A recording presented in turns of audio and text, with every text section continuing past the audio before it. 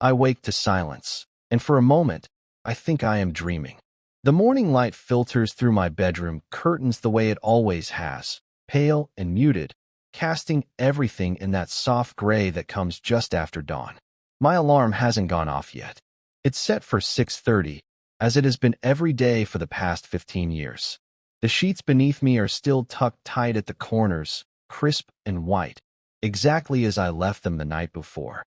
But something is different. Something is wrong, or perhaps, for the first time in my adult life, something is finally right. There is a man lying beside me. I don't move. I can barely breathe. He is lying half on his side, facing me, and the morning light catches in his hair like it was meant to be there. His name is Elias, and he is younger than me by nearly a decade. His smile is unguarded, easy, as if he has been sleeping in my bed for years. As if he belongs here. As if he has always belonged here. I study his face in the quiet light. The curve of his jaw, the way his lashes rest against his cheek, the steady rise and fall of his chest. He isn't touching me. There is space between us, careful and deliberate, but his presence fills that space in a way that makes my breath catch in my throat. He exists here, in my ordered world, in a way that defies everything I have built my life around. My hand rests on the sheet beside me, and I see the gleam of my wedding band catching the light. The weight of it feels different now, heavier somehow, like an accusation. I want to pull the covers higher, to hide what has already been exposed, though nothing has happened. Nothing and everything. This is not the aftermath of some desperate mistake from the night before. This is not the consequence of too much wine or a moment of weakness. This is something else entirely. This is a memory of something I have never allowed myself to have, and yet here it is, real and warm and breathing beside me. I have spent 43 years building a life defined by order, by routine, by the careful maintenance of expectations. I wake at 6:30. I make my coffee black. I choose my tie the night before. I eat dinner with my family at 6:30 sharp. Every movement efficient, every choice measured. Every day a careful repetition of the one before. But lying here, watching Elias sleep in the morning light, I feel something I haven't felt since I was young enough to believe in possibilities. Terror, yes, but something else too. Something raw and bright and dangerous. Longing. Pure, undiluted longing that cuts through me like a blade. The house around us is still sleeping. Down the hall, behind a closed door, my wife Clara breathes in the steady rhythm of someone who has never questioned the shape of her dreams. Our daughter Naomi's room is silent, her teenage world wrapped in the darkness of early morning. This is the house I have lived in for 12 years, with its carefully chosen paint colors and its photographs arranged just so in the hallway. This is the life I have built, brick by careful brick, and yet lying here, I feel like a stranger in my own skin. Elias shifts slightly in his sleep, and I hold my breath. His hand moves across the sheet, stopping just inches from mine. I stare at that space between us, that careful distance that somehow feels more intimate than any touch. I think about the hands that built this life of mine, the same hands that signed mortgage papers and helped with homework and adjusted tie knots in bathroom mirrors. Hands that have never reached for what they truly wanted. I don't know how we got here. I don't know what this moment means or what comes after it. I don't know if this is real or if I am still dreaming, caught somewhere between sleep and waking, between the life I have lived and the life I have only imagined in the darkest hours of the night. All I know is that for the first time in my adult life, I am not thinking about the alarm that will go off in 20 minutes, or the coffee I will make, or the careful way I will fold my pajamas before placing them in the drawer. All I know is that Elias is here, and I am here, and the terror and longing are so fierce they feel like the same thing. The world outside these pale curtains feels very far away, and I am afraid that when the light grows stronger, this moment will disappear like morning mist, leaving me with nothing but the memory of what it felt like to want something this much. But let me step back. Let me tell you about the life I built before that morning, before Elias, before everything changed. I live in a quiet suburb 20 minutes outside Boston, in a house that Clara and I chose together when Naomi was still small enough to carry on my shoulders. The neighborhood is the kind of place where people wave from their driveways and know each other's dogs by name. Our house sits on a corner lot, painted in what the realtor called sage green, with white trim that I repaint every 3 years whether it needs it or not. Inside, everything is arranged with careful intention. Clara chose colors that she called soothing, soft grays and muted blues, nothing too bold, nothing that might offend a guest or clash with the seasons. The living room has 2 matching sofas facing each other across a coffee table that holds the same 3 books, arranged just so that no one ever reads. The hallway is lined with photographs in identical frames, family vacations to Cape Cod, Naomi's school events, Christmas mornings where we all wear matching pajamas that Clara orders every November. It is a beautiful life, or at least it appears to be. It is the kind of life that other people admire, the kind that makes neighbors tell Clara how lucky she is to have such a devoted husband, such a well-behaved daughter, such a perfect little family. I teach high school history at Brookfield Academy, where I have worked for the past 18 years. The students know me as Mr. Harrison, the teacher who never raises his voice, who explains the Civil War with the same patient detail every semester, who hands back papers with careful comments written in red ink. My classroom is orderly, my lesson plans filed weeks in advance, my gradebook updated to the minute. To my colleagues, I am steady. They count on me to cover their classes when they're sick, to stay late for parent conferences, to volunteer for the committees no one else wants. To Clara, I am dependable. I take out the trash every Tuesday morning. I remember our anniversary. I fix the leaky faucet in the guest bathroom without being asked. To Naomi, who is 16 now and growing more distant by the day, I am protective but somehow never quite present, like a shadow that follows her around the house but never speaks her language. My days follow a rhythm that has become as natural as breathing. I wake at 6:30 to the same alarm I have used for 15 years. I make coffee in the kitchen while Clara showers, standing at the counter and reading the news on my phone. I choose my tie from the rack Clara organized by color, nodding it while looking at myself in the bathroom mirror, the same face performing the same morning ritual year after year. I drive to school listening to NPR, park in the same spot in the faculty lot, walk through the same doors at 7:45 exactly. I teach my classes, eat lunch alone in my classroom while grading papers, attend faculty meetings where I nod politely, and speak only when asked a direct question. I drive home at exactly 4:15, arriving just as Naomi gets off the school bus, just as Clara finishes her afternoon conference calls from the home office. We eat dinner together at 6:30 sharp, Clara's rule, established when Naomi was young and never questioned since. We talk about safe things, Naomi's classes, Clara's clients, the weather, plans for the weekend. After dinner, I help with dishes while Clara reviews Naomi's homework. I walk our dog, Bennett, around the neighborhood as the sun sets, following the same route every night, saying hello to the same neighbors working in their gardens or bringing in their mail. But there are cracks in this perfect life, small fissures that I tell myself don't matter. I linger too long in the faculty lounge when Victor, the new literature teacher, tells stories about his weekend adventures. He laughs easily, gestures with his hands when he talks, mentions dates with women whose names I never quite catch.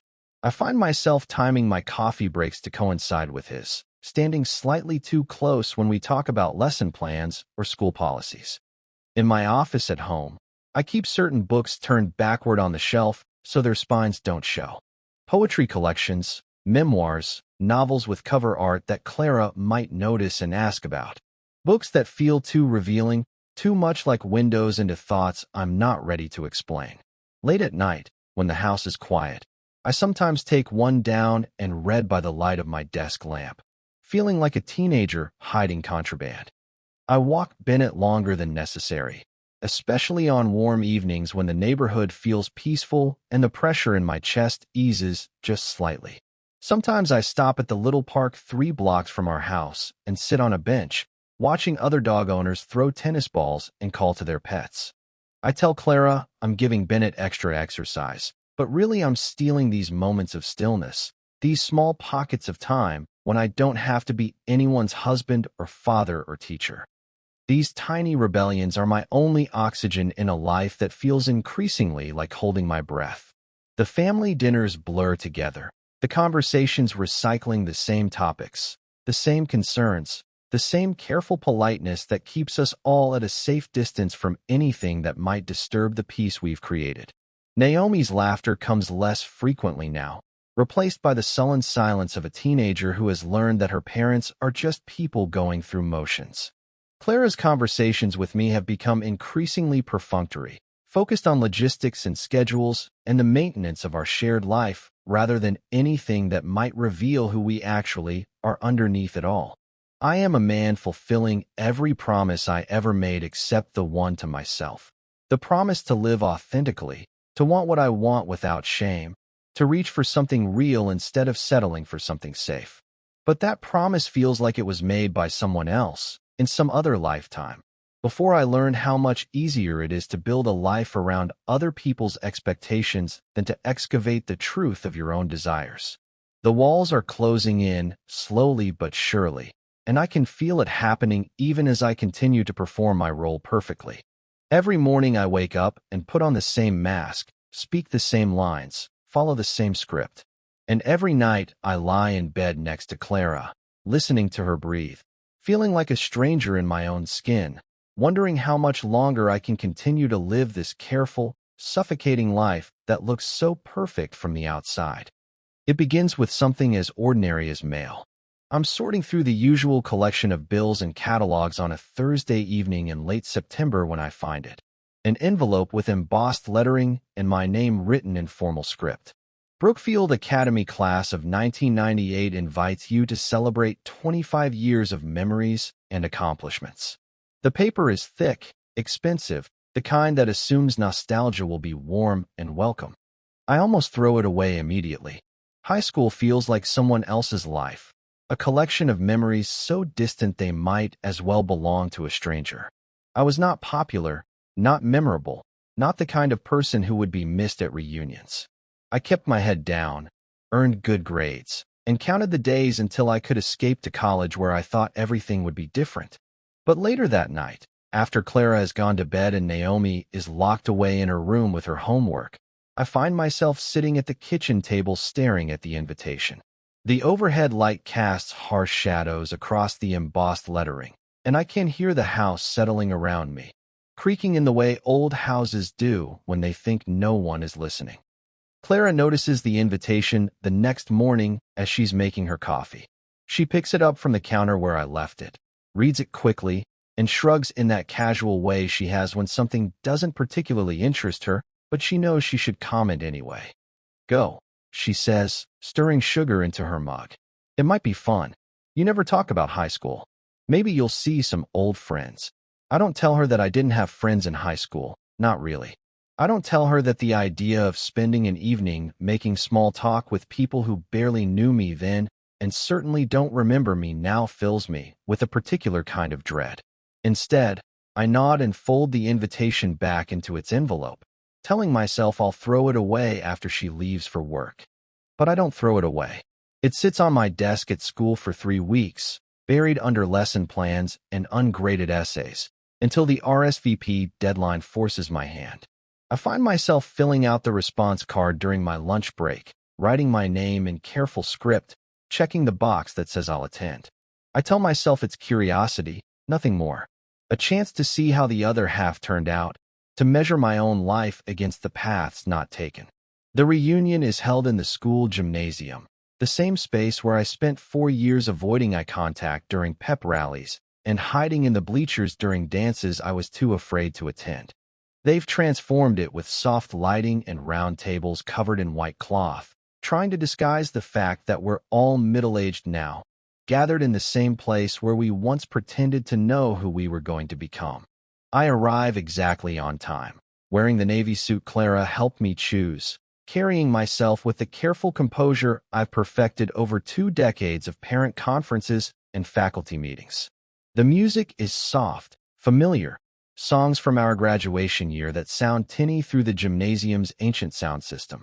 People cluster in small groups, holding drinks and laughing too loudly, performing the ritual of proving how well their lives have turned out. I recognize some faces, though they're softer now, marked by the gentle accumulation of years.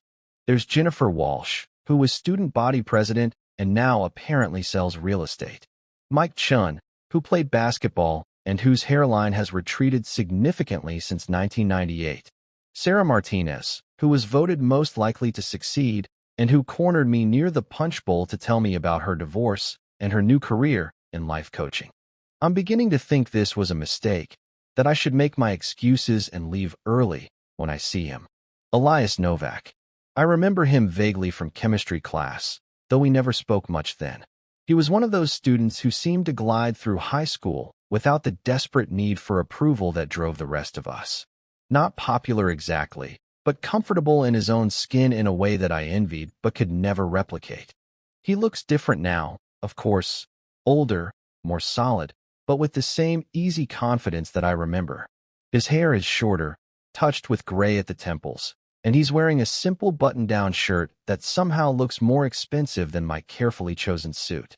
But it's his smile that stops me cold, the way it lights up his entire face when he recognizes me across the crowded gymnasium. Julian Harrison, he says, walking over with a drink in his hand, and that same unhurried manner I remember. I was hoping I'd see you here. The conversation flows in a way that surprises me. He asks about my teaching, and when I tell him about my classes, he listens with genuine interest rather than the polite attention most people offer. He tells me he's been teaching too, but different, English as a second language, in programs that took him to Thailand and Costa Rica and Morocco. His stories are full of small adventures, moments of connection with students whose names he still remembers, choices made for passion rather than security. We talk for what feels like minutes, but must be hours. The gymnasium fades around us, the other conversations becoming background noise. He tells me about the years he spent abroad, about learning to navigate cultures where being different wasn't something to hide, but something to explore. He mentions relationships casually, men whose names pass through his stories without shame or explanation, as if love is just another landscape he's learned to travel. I listen with a kind of hungry attention I haven't felt in years. Here is someone who has lived the life I never even knew was possible, who speaks of choices and changes and authentic desires as if they're as natural as breathing. When he talks about teaching in a small village outside Bangkok, his eyes light up with a joy that makes my chest ache with something I can't quite name. The evening is winding down before either of us realizes it. People are saying their goodbyes, gathering coats and purses, making promises to stay in touch that probably won't survive the drive home. Elias walks me to the parking lot, our conversation continuing under the October stars, neither of us ready for it to end. Just before we reach my car, he stops and pulls a napkin from his pocket, the kind they were handing out with drinks, printed with our graduation year. He borrows a pen from someone walking past and writes his phone number in careful digits. I'd like to continue this conversation sometime, he says, folding the napkin and placing it in my hand. If you'd like that too. Our fingers brush when he hands me the napkin, just for a moment, but the contact sends something electric through me that I feel all the way home.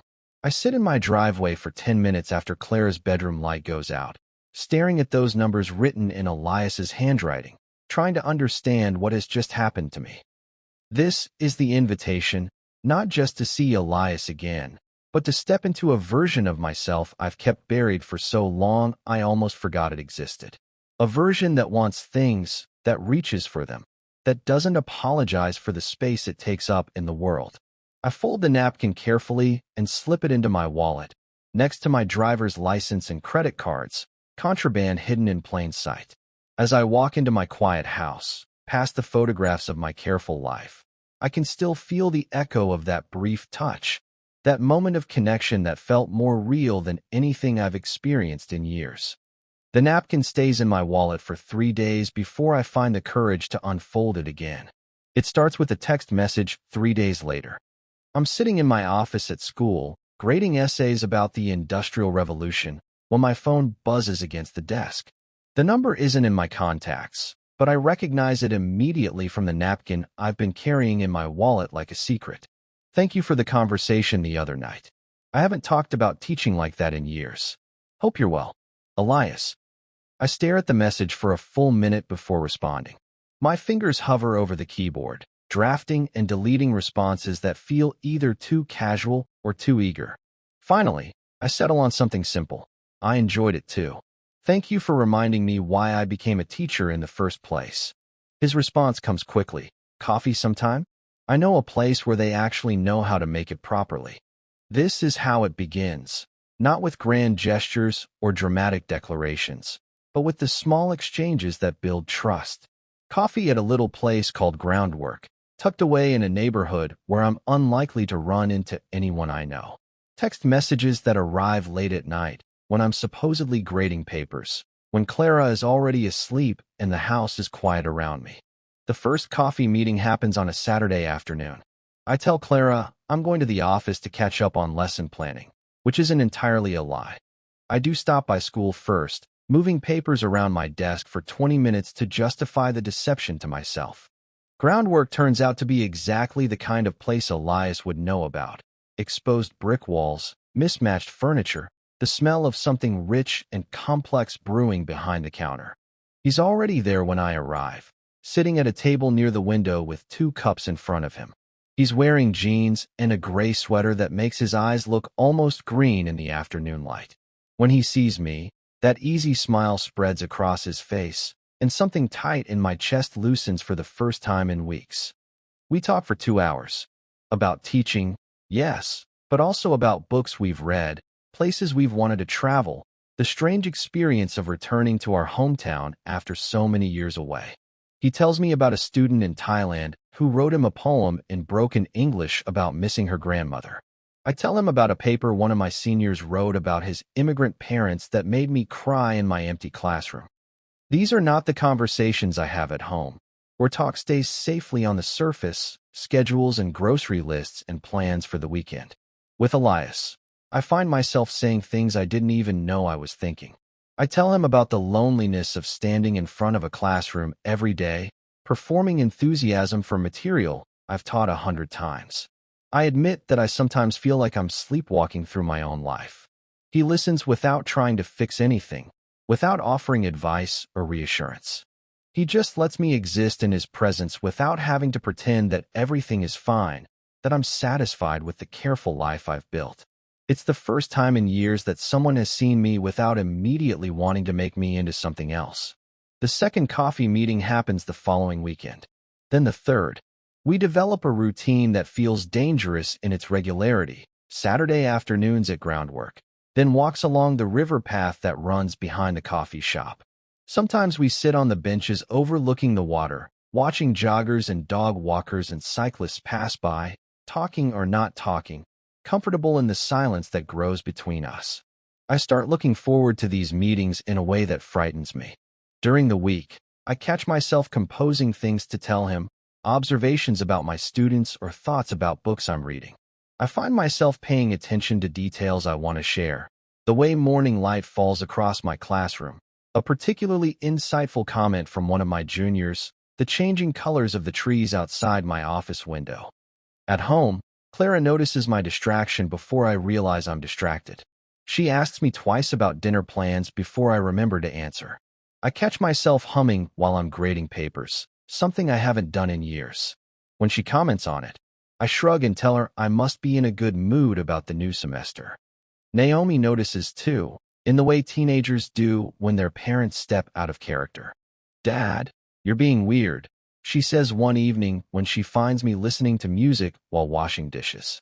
Not bad weird, just different weird. I realize she's right. I've started listening to music again, not just as background noise, but actually listening, the way I used to when I was young and believed that songs could save your life. I've also begun reading the books I used to keep turned backward on my shelf, no longer caring if Clara notices their spines. Poetry collections and memoirs and novels that feel like conversations with strangers who understand something essential about longing.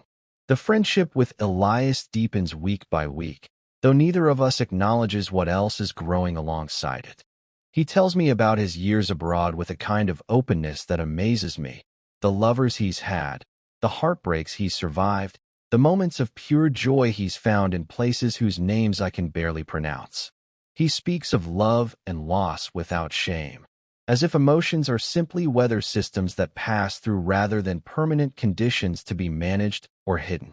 I begin to notice things about him that I probably shouldn't notice. The way he rests his hand against the back of his chair when he's thinking. The unguarded warmth in his eyes when he laughs at something I've said. The careful way he chooses his words when he senses I'm struggling with something difficult. The way he never pushes me to say more than I'm ready to say, but somehow creates space for truths I didn't know I was carrying. One Saturday in November, after we've been meeting for almost 2 months, he mentions offhandedly that he's been thinking about staying in town instead of taking another overseas position. The way he says it, casual, almost throwaway, makes me wonder if he's testing something, waiting to see how I react. I try to keep my voice neutral when I tell him I think that would be nice, that it would be good to have someone to talk to about teaching who actually understands what it's like. But inside, something leaps with relief and terror in equal measure. The first moment of real physical closeness happens almost by accident. We're walking to our cars after coffee, and it starts to rain. Not the gentle mist that's been threatening all afternoon, but sudden, heavy drops that send us hurrying across the parking lot. He reaches my car first and stands close to it, using the roof as shelter, and I join him there without thinking. We're pressed together under this small patch of dry space, close enough that I can smell his cologne, something warm and understated that makes me want to move closer instead of stepping away. Our shoulders brush as we wait for the rain to slow, and neither of us moves to create more distance. The silence between us feels charged, electric, full of things we're not saying. When the rain finally stops, we separate slowly, reluctantly. He looks at me for a moment with an expression I can't quite read, something soft and searching and maybe a little sad. Then he smiles and tells me he'll see me next week, and I watch him walk to his car with something that feels very much like longing burning in my chest. That night, lying in bed beside Clara, I close my eyes and feel Elias's presence instead of hers. I think about the way he looked at me in the rain, the careful distance he maintained even as every cell in my body wanted to eliminate that distance entirely. I think about his stories of love found and lost, the casual way he speaks of desire as if it's something natural rather than something to be managed and controlled. For the first time in my adult life, I allow myself to imagine what it might feel like to want someone who wants me back, to reach for something real instead of settling for something safe. The fantasy is so vivid, so immediate, that I have to get up and walk to the bathroom, splash cold water on my face, remind myself who I am and where I am and what I have to lose. But even as I slip back into bed, careful not to wake Clara, I can't shake the feeling that something fundamental has shifted, that the careful life I've built is no longer large enough to contain what I'm becoming. That Elias has awakened something in me that has been sleeping for so long I forgot it existed, and now that it's awake, I don't know how to make it go back to sleep. The text messages continue, arriving at stranger hours. Late at night, when I'm supposedly reading in my office. Early in the morning before Clara wakes up. Quick thoughts and observations that feel like gifts, small intimacies that no one else knows about. I find myself looking forward to these messages more than I look forward to anything else in my carefully scheduled life. I am becoming someone I don't recognize, someone who hums while doing dishes and pays attention to sunlight, and carries secrets in his phone like love letters. Someone who is slowly, carefully, coming back to life. It happens on a rainy evening in late November, the kind of night when the world feels smaller and more intimate, when the darkness outside makes every lit window seem like a refuge. Elias suggests dinner instead of our usual coffee, mentioning a small Italian place he's discovered in the older part of town. Marcello's, he calls it, the kind of restaurant that's been family-owned for 40 years and doesn't believe in updating its decor. I should say no. I should stick to our safe routine of Saturday afternoon coffee and careful conversations that end before they go too deep. But when he asks, something in his voice makes it impossible to refuse. I tell Clara I'm meeting a colleague for dinner to discuss a possible collaboration on curriculum. The lie comes easily now, which should disturb me more than it does.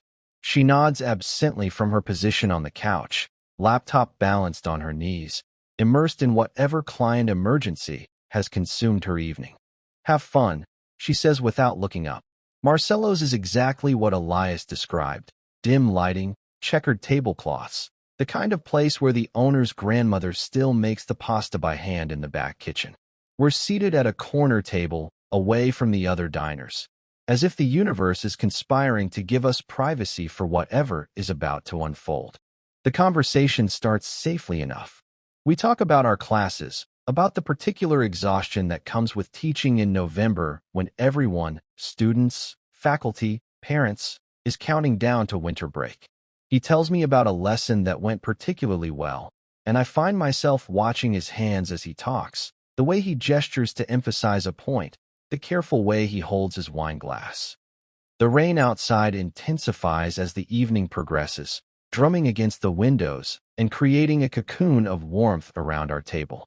Other conversations fade into background noise, leaving us suspended in our own bubble of candlelight and possibility.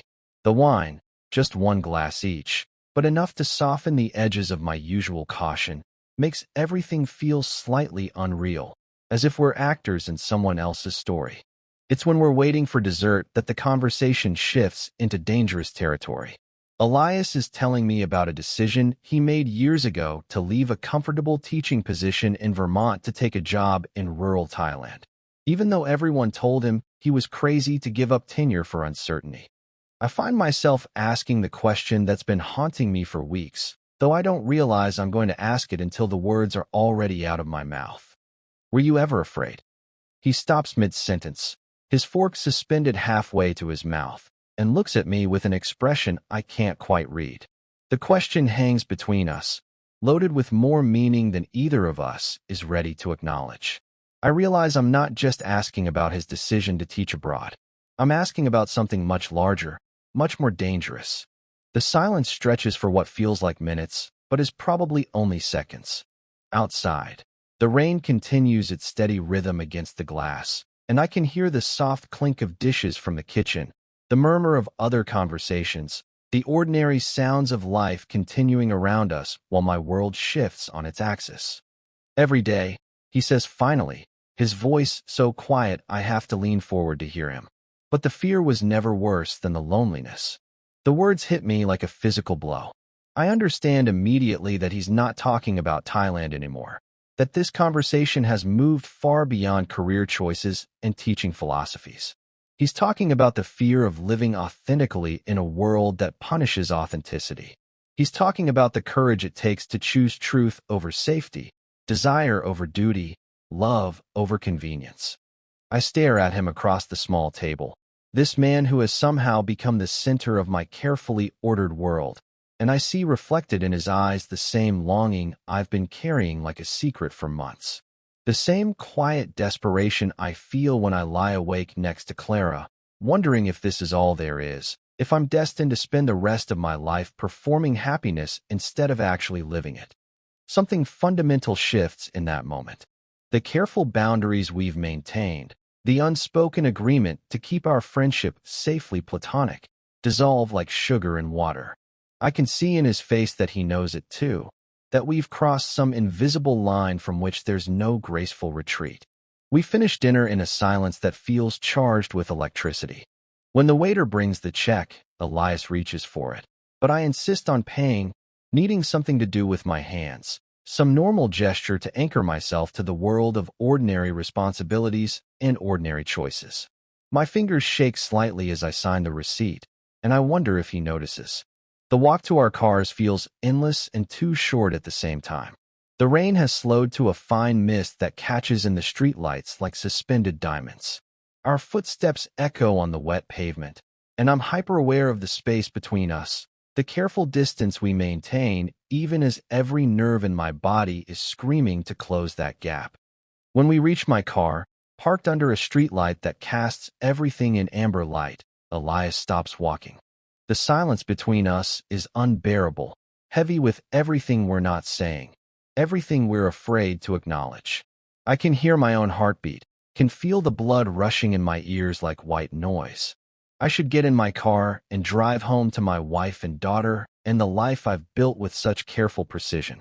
I should say goodnight and thank him for dinner and pretend that nothing has changed between us.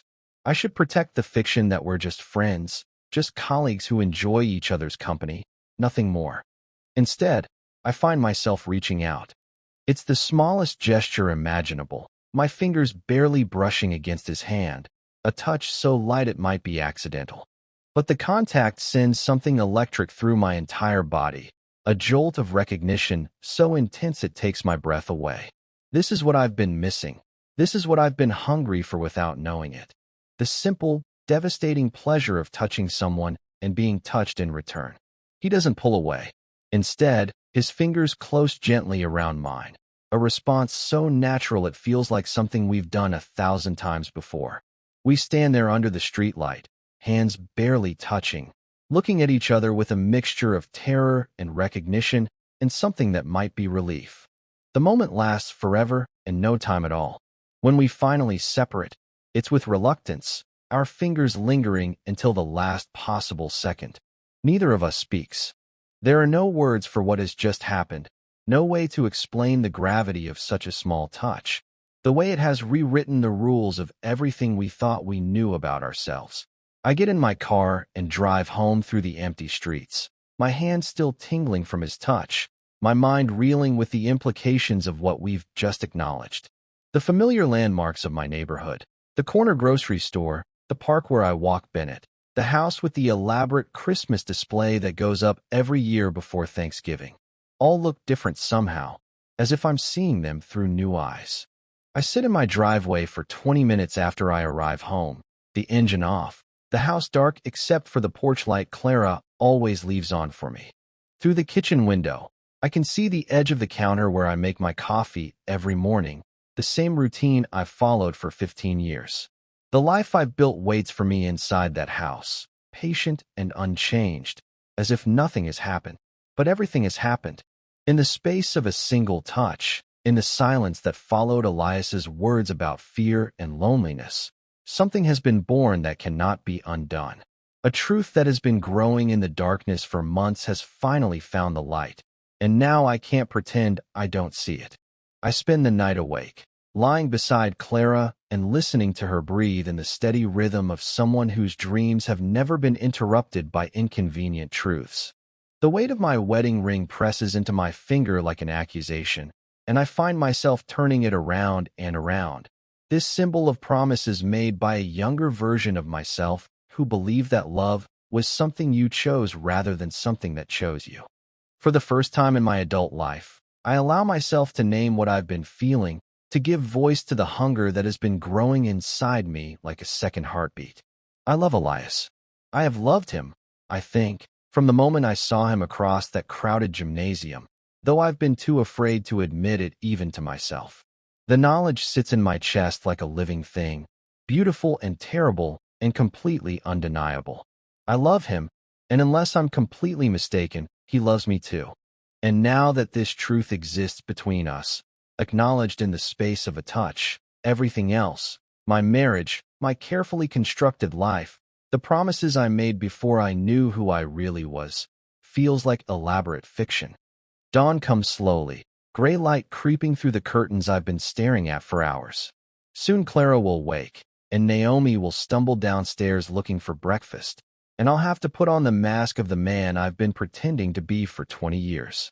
But something fundamental has changed in the darkness, and I know there's no going back to who I was before Elias looked at me across that dinner table and told me that fear was never worse than loneliness. The truth burns too brightly now to be ignored, and I no longer have the strength to keep it hidden. Clara notices first. It happens gradually, then all at once, the way recognition always does when you've been willfully blind to something that was hiding in plain sight. She starts asking questions I'm not prepared to answer, casual inquiries about where I've been, who I've been talking to, why I seem so distracted lately. Her voice carries a careful neutrality that I recognize from her work calls, the tone she uses when she suspects a client isn't telling her the whole truth. The first direct question comes on a Tuesday evening in early December. I'm standing at the sink washing dishes from dinner, lost in thoughts about Elias, when her voice cuts through my reverie like a blade. You've been different lately. It's not quite a question, not quite an accusation. I keep my hands moving, focusing on the plate I'm scrubbing as if it requires my complete attention. Different how? I ask, though we both know exactly what she means. Happier, she says after a pause. More alive. I haven't seen you like this in years. The words should feel like a compliment, but they land like stones in my chest. I can hear the question underneath them, the suspicion that she's not ready to voice directly. I tell her I've been enjoying my classes more this year, that the new curriculum has reinvigorated my passion for teaching. The lie tastes bitter in my mouth. She doesn't respond immediately, and when I finally turn around, she's watching me with an expression I can't quite read. Something between curiosity and concern and what might be fear. We stand there in our kitchen, surrounded by the accumulated symbols of our life together. Naomi's artwork still stuck to the refrigerator, the coffee maker we bought for our 10th anniversary, the dining table where we've shared thousands of meals, and I can feel the weight of everything I'm not telling her pressing down like a physical force. The second question comes 3 days later, this time at night, when we're both lying in bed reading.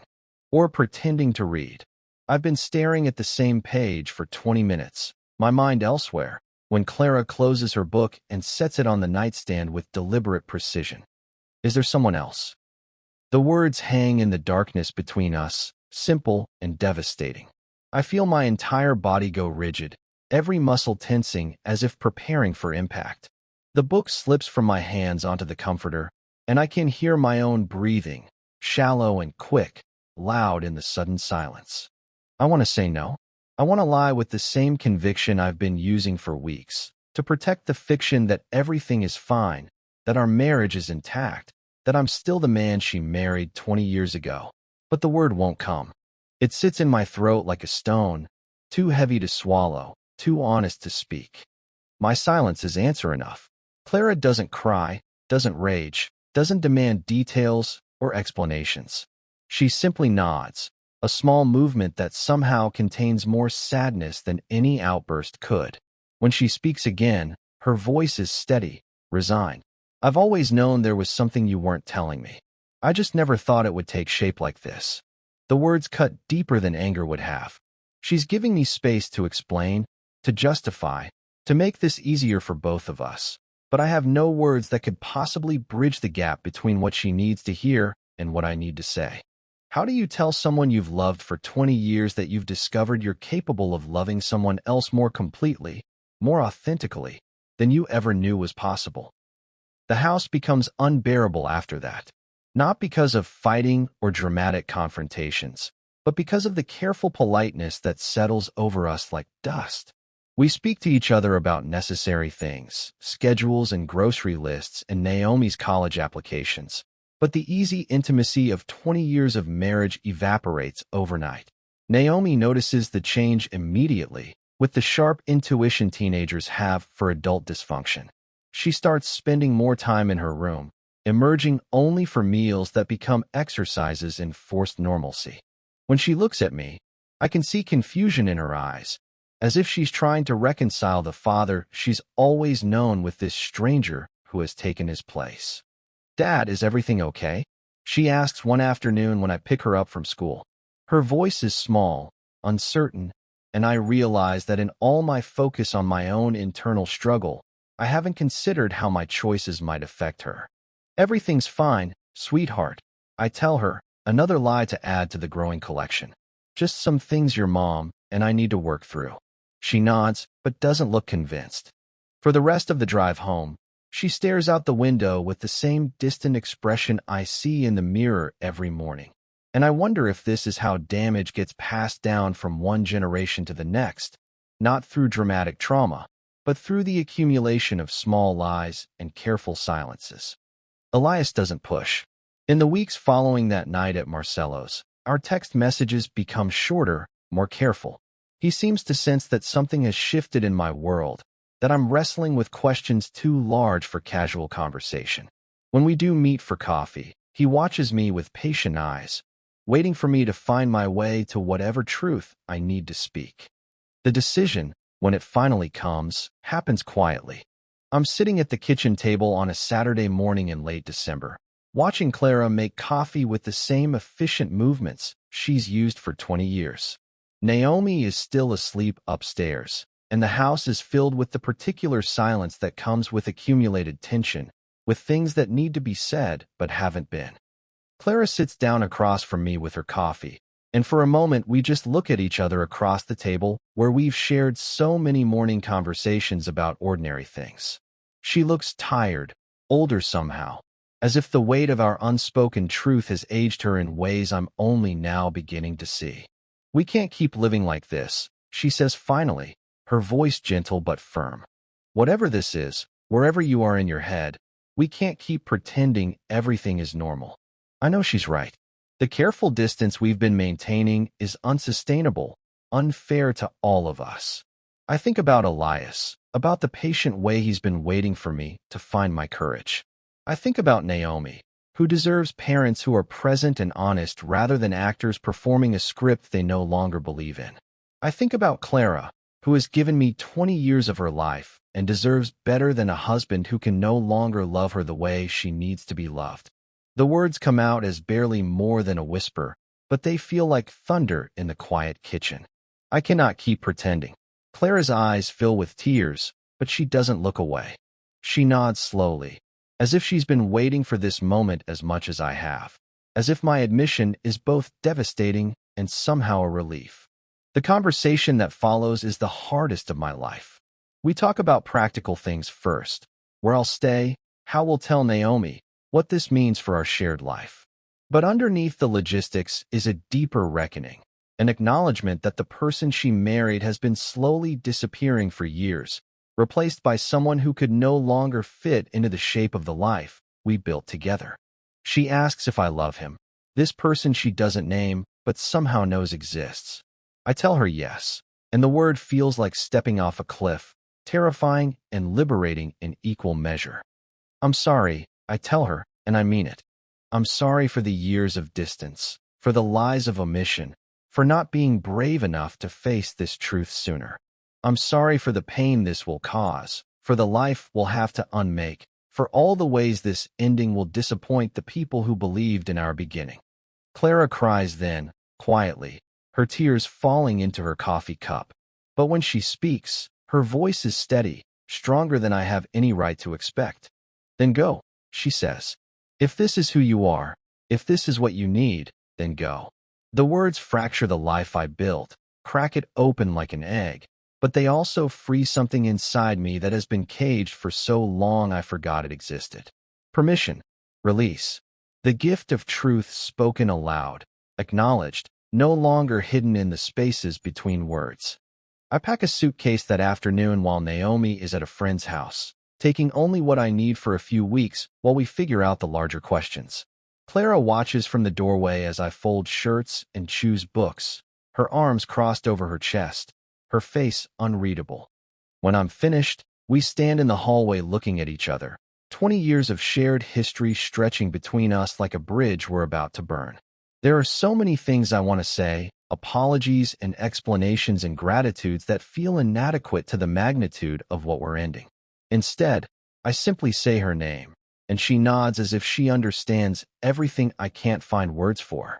The last thing I see as I drive away is Clara standing in the doorway of our house, silhouetted against the warm light of the home we created together.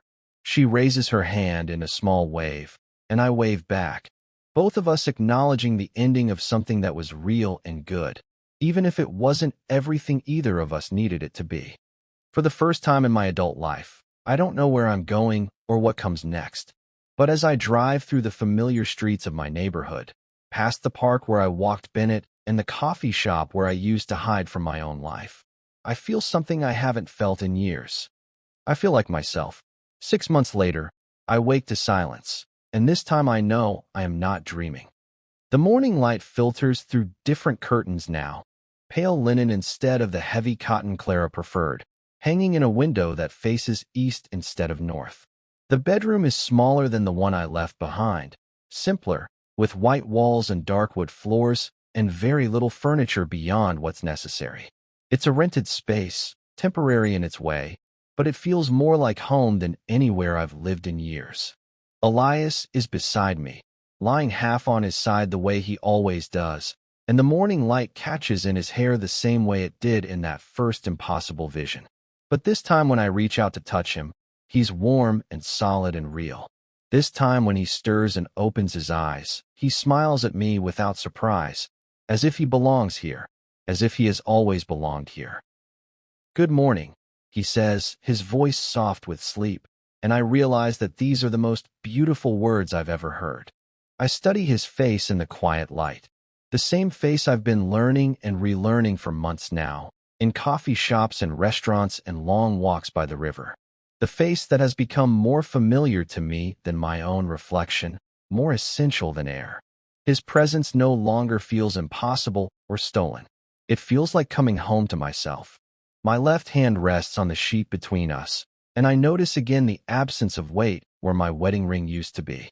I gave it back to Clara on a cold February afternoon when we met to sign the divorce papers, both of us sitting in a lawyer's office that smelled like old carpet and trying to divide 20 years of shared life into manageable pieces. She accepted it without comment, slipping it into her purse next to her car keys and her reading glasses, another piece of our old life packed away. The absence still feels strange sometimes, this lightness where heaviness used to be. But it's not an empty feeling. It's the lightness of honesty, of no longer carrying the weight of promises I couldn't keep to someone I couldn't love the way she deserved. Elias doesn't ask about the space where the ring used to be, doesn't try to fill it with declarations or reassurances. He simply accepts the fact of my bare hand the way he accepts everything else about me. The way I make coffee too strong, the way I still sometimes wake up disoriented, forgetting for a moment where I am.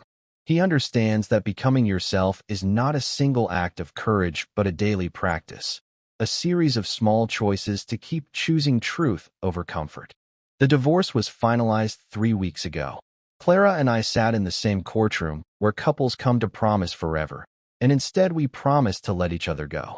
She looked beautiful that day, wearing a blue dress I'd never seen before, her hair cut shorter than she used to wear it. She looked like someone who was already moving forward, already becoming whoever she was meant to be after me. Naomi was harder. She spent the first month after I moved out barely speaking to me, her teenage sense of justice outraged by the disruption of the only life she'd ever known. But gradually, over carefully orchestrated dinners and awkward phone calls, we've begun to find our way to something new. She still doesn't understand exactly why I left, may never fully understand, but she's starting to see that the father who left was more real than the one who stayed for so many years performing contentment. Last week, she asked to meet Elias. The request came casually, delivered during one of our Saturday coffee dates, as if she were asking about the weather. "I'd like to meet him," she said, stirring sugar into her latte. "If he's important to you, then he's important to me." The introduction was careful, tentative, all of us aware of the delicate ground we were walking on. But when Elias asked Naomi about her college applications, when he listened to her talk about her plans to study environmental science with the same attention he gives to everything, I saw her begin to relax. I saw her recognize something in him that I've been trying to show her for months, that authentic happiness looks different from performed happiness, that love can take forms she was never taught to expect. Now, lying in this bed with morning light painting everything gold, I think about all the endings that led to this beginning. The careful dismantling of a life that looked perfect from the outside, but felt like suffocation from within.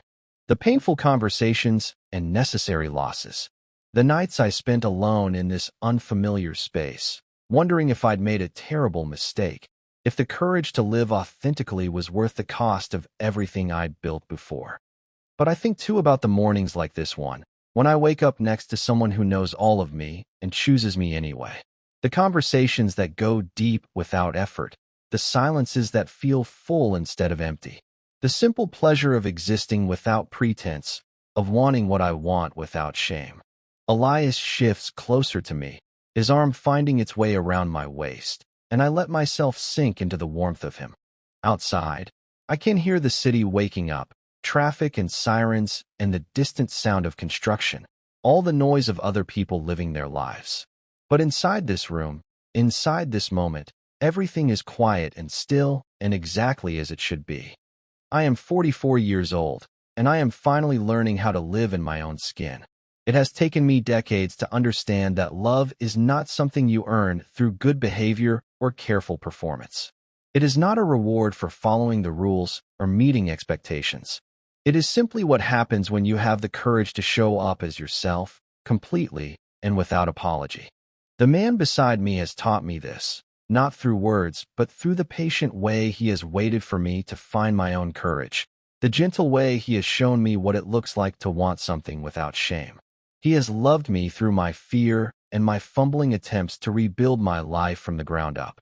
He has loved me not despite my complications, but because of them, because they make me real. I close my eyes and feel the sun warming my face through the window. For the first time in my adult life, I am not planning my day or rehearsing conversations or managing other people's expectations. I am not performing the role of husband or father or teacher. I am simply here, breathing slowly and steadily, present in my own life in a way that still feels miraculous. This is not the ending I was taught to want. This is not the story I thought I was supposed to live. But it is mine, claimed and chosen and lived one breath at a time. And for the first time in 44 years, that feels like enough.